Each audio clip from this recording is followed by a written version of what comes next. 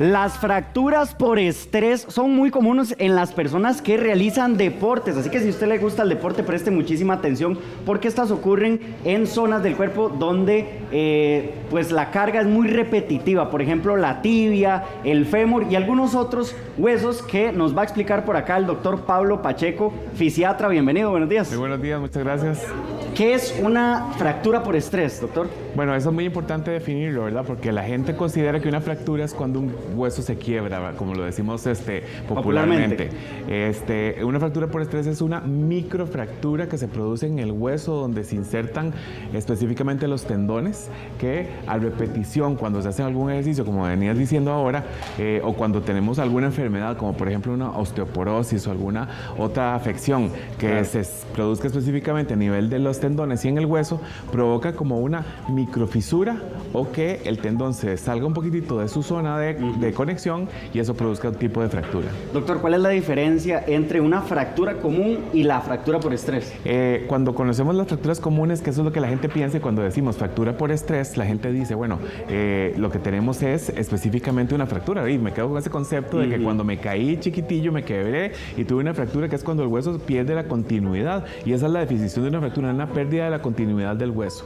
¿Qué es lo que pasa con las fracturas por estrés? Que la fractura por estrés es tan pequeña que lo que produce es como una línea muy pequeñita en el hueso, que lo que provoca es dolor, inflamación, etcétera, que no es igual que una fractura por un golpe, por una caída o por algún accidente, ¿verdad? Cuando se dice que es por estrés, ¿verdad? Dice, son lesiones, acá tenemos en la pantalla, entre deportistas y personas que realizan actividades físicas repetitivas. Cuando nos referimos a fracturas por estrés, ¿de qué estamos hablando con respecto al estrés, a ese estrés? Cuando hablamos de estrés, lo que hablamos es repetitivo, y eso es lo que dice ahí, ¿verdad? O sea, es hacer actividad física de una forma repetitiva y, como estábamos hablando anteriormente, la gente se obsesiona hoy en día con el deporte. Muchas veces hay un deporte que no está bien controlado. Siempre ocupamos iniciar una atención médica, primero una valoración médica inicial, posteriormente buscar a una persona que esté entrenada en cómo hacer los ejercicios y posteriormente hacer actividad física. ¿Qué es lo que pasa? Que la mayoría de la gente se autoentrena. Entonces yo digo, bueno, voy a correr hoy 5 kilómetros, mañana corro 10 y pasado mañana corro 15 porque eso fue lo que leí, ¿verdad? Que así tenía que hacerlo, exactamente, ¿verdad? Entonces cuando hago repetitivamente eso provoca que el golpe, ¿verdad? La descarga de peso en alguna articulación produzca ese tipo de lesiones que provocan inflamación crónica y posteriormente esa inflamación crónica se convierte en una fractura por estrés. Doctor, al momento de realizar la actividad física, ¿una fractura común nos impediría seguir realizando esa actividad? O una fractura por estrés, por ejemplo, esa diferencia entre ambas, si yo quiero seguir practicando el deporte, porque hay gente que siente el dolor, ¿verdad?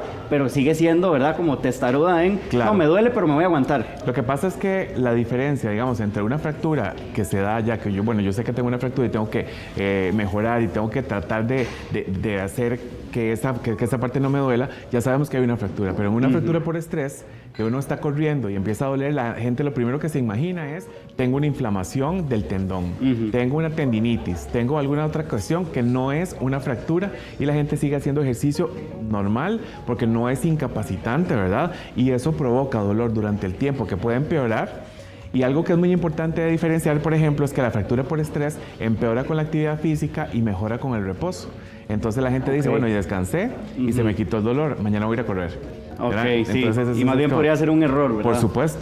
Vea lo que tenemos acá en la pantalla, dice, los músculos fatigados no pueden absorber el impacto repetitivo y transfieren carga excesiva a los huesos. Cuando los músculos están debilitados, ¿verdad? O están fatigados, ¿sí tiene esa repercusión en los huesos o qué tipo de impacto tienen? Algo muy importante es que cuando yo voy a hacer algún tipo de actividad física tengo que fortalecer los músculos antes de.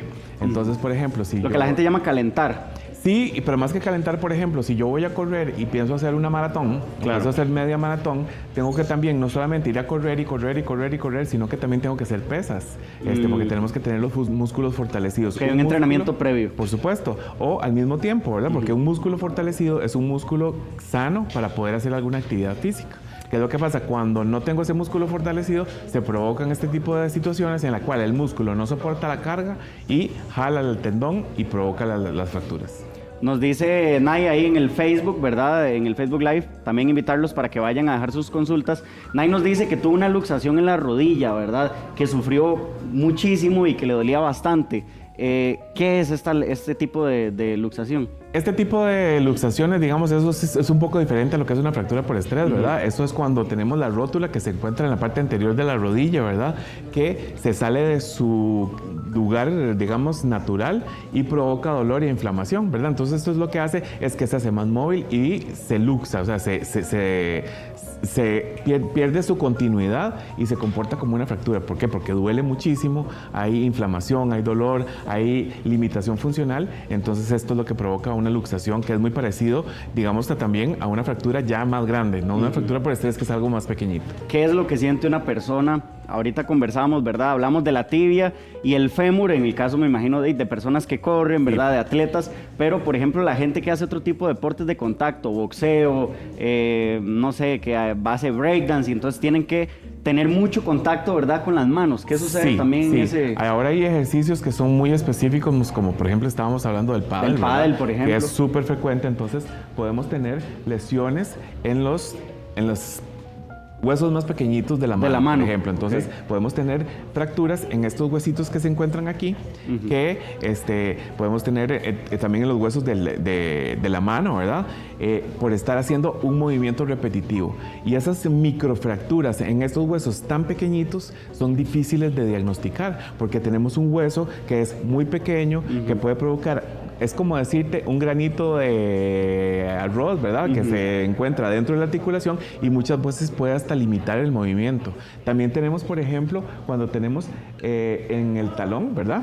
El talón de Aquiles, que es este que se encuentra insertado específicamente en la porción posterior. Claro. Y tenemos la fascia plantar, que es la parte que está debajo del pie. Ahí, a la hora de hacer un movimiento repetitivo, por ejemplo, al correr o al hacer algún tipo de actividad física, como por ejemplo, que estábamos hablando, el pole dance, otras cosas, pueden provocar micro fisuras en el hueso que provocan mucho dolor. Doctor, me voy a acercar por acá porque, por ejemplo, las personas que boxean o hacen este tipo de actividades, ¿en qué zona de la mano? Tal vez acá nos podría mostrar qué zonas de la mano empiezan a doler y pueden limitar este movimiento. La parte más importante es aquí, a nivel de los huesitos que te estaba explicando, pero a nivel de la muñeca también es muy frecuente. Esta movilidad empieza a doler. Movilidad empieza a doler. Y otra cosa que es muy frecuente es lo que llamamos tenosinovitis de Kerbein, que es en esta parte de aquí, que uno le estripa al paciente y siente un dolor muy fuerte. Este movimiento con el dedo adentro, que uno lo hace así, esto provoca un dolor en esta zona. Un dolor fuerte. Y eso lo que me dice a mí como médico es que, bueno, los tendones están inflamados. Claro. Cuando esos tendones repetitivamente, una y otra y otra y otra vez seguimos haciendo ese tipo de actividad, puede provocar una fractura en los huesos donde se insertan esos tendones. ¿Cómo diferenciar, por ejemplo, cuando la gente dice, es que me abrí la muñeca, ¿verdad? Sí. Es un dolor distinto. Es un dolor distinto. Lo que pasa es que sí es difícil como paciente, ¿verdad? Saber cuál es la diferencia, ¿verdad? Porque uno dice, me duele, ¿verdad? El dolor del tendón, el dolor del músculo es muy parecido en todas sus manifestaciones. Claro. Y como al reposo se quita o cuando me pongo hielo se quita, es muy difícil de diagnosticar y diferenciarlo en ese tipo de lesiones. Lo que pasa es que al médico sí, lo importante es la actividad repetitiva, como por ejemplo jugar tenis, como por ejemplo pádel, como por ejemplo boxear. Todo ese tipo de actividades nos van a provocar dolor y pueden provocar limitación funcional. Doctor, nos dice aquí Katia en el Facebook que dice, tuve un quiste de biker y de repente noté que desapareció. ¿Qué efecto fue lo que hizo que desapareciera? Bueno, como todo quiste, el quiste se llama quiste de Becker, es en la parte posterior de la rodilla, como decirte aquí como en esta parte de acá. Exacto, ahí. Lo que se provoca es que se llena de líquido interarticular. Ese líquido interarticular no debería estar ahí. Muchas veces se puede reabsorber y se quita. O algunas veces se puede romper y se introduce dentro del músculo, entre los músculos, lo que llamamos los gemelos, ¿verdad? Que es el gastrocnemio y el sóleo. Y puede ser también que se desaparezca por completo. La mayoría de las veces lo que tenemos que hacer es, digamos que sacar el líquido o muchas veces operar. Doctor, ahora hablábamos del codo de tenista, ¿verdad? Entonces, de la gente que hace pádel, racquetball y tienen, ¿verdad? Con regularidad hacen estos tipos de deportes de raquetas donde hacen, digamos, estos movimientos. Bueno, no sé si lo estoy haciendo de forma correcta, ¿verdad? Sí. Pero ¿qué zonas, por ejemplo, del codo o del hombro son las que Aquí es muy se lesionan? frecuente que se produzca, esto es lo que llamamos el epicóndilo lateral, ¿verdad? Que hay como un huesito. Que es el huesito de afuera, que es donde se insertan todos los músculos extensores de la muñeca. Entonces, donde hacemos este movimiento, tensamos aquí, Sí, ahí se encuentra el epicóndilo lateral. Y el otro, que es el codo de golfista, vamos a ver en el otro brazo, que yo creo que es más fácil. El codo de golfista es a nivel interno, que es exactamente aquí, que es en los músculos del otro lado, ¿verdad? Entonces, tenemos que todos los músculos que vamos a provocar ahí, la flexión, se insertan en esta zona y llegan específicamente a esa zona. Entonces, cuando jalamos esa parte, es cuando provocamos el dolor. ¿Por qué se llaman? Este es el nombre popular, ¿verdad? Pero también, y también es médico, claro. pero sí se puede dar en cualquier manifestación por estrés a nivel de trabajo, por trabajar en la computadora, por usar mucho el mouse.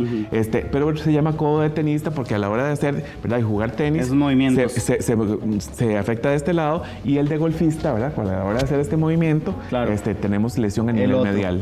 Doctor, nos dice aquí Mari que si es posible tener una fractura en la mandíbula, una microfractura, perdón, en la mandíbula por bruxismo. Sí, claro. El bruxismo es una de las causas más frecuentes de lesión a nivel de los músculos de la cara, ¿verdad? De los músculos maceteros, de los músculos también temporales, que pueden provocar hasta migraña, y a la hora de hacerle el movimiento de apertura y cierre de mandíbula, ¿verdad? Puede provocar algún tipo de lesión a nivel de la mandíbula como tal, y muchísimas veces puede provocar hasta luxación del hueso, y podemos ni siquiera meter 2 dedos dentro de la boca. Y esto es muy frecuente, es más frecuente de lo que la gente se piensa, más hoy en día con el estrés del día a día, el bruxismo es muy frecuente. Doctor, nos dice Yara que a veces le duele el dedo meñique de la nada y que se le traba al moverlo. ¿Qué puede ser? Cuando un dedo se traba, lo que existe son poleas, ¿verdad? Por ejemplo, aquí, en esta zona de aquí, están los tendones que nos permiten hacer flexión y extensión. Entonces, a la hora de yo tener una polea que cuando hay una inflamación, se queda pegado dentro de la polea y no se devuelve. Se le traba. Entonces, eso es lo que llamamos un dedo en gatillo o engatillado. Un dedo engatillado, sí, que queda como... Queda así, y hay que hacerle fuerza, o hay que hacerlo con la otra mano para que se pueda devolver otra vez al lugar. Doctor, muchísimas gracias. Muchas gracias. Doctor Pablo Pacheco, fisiatra. Continuamos.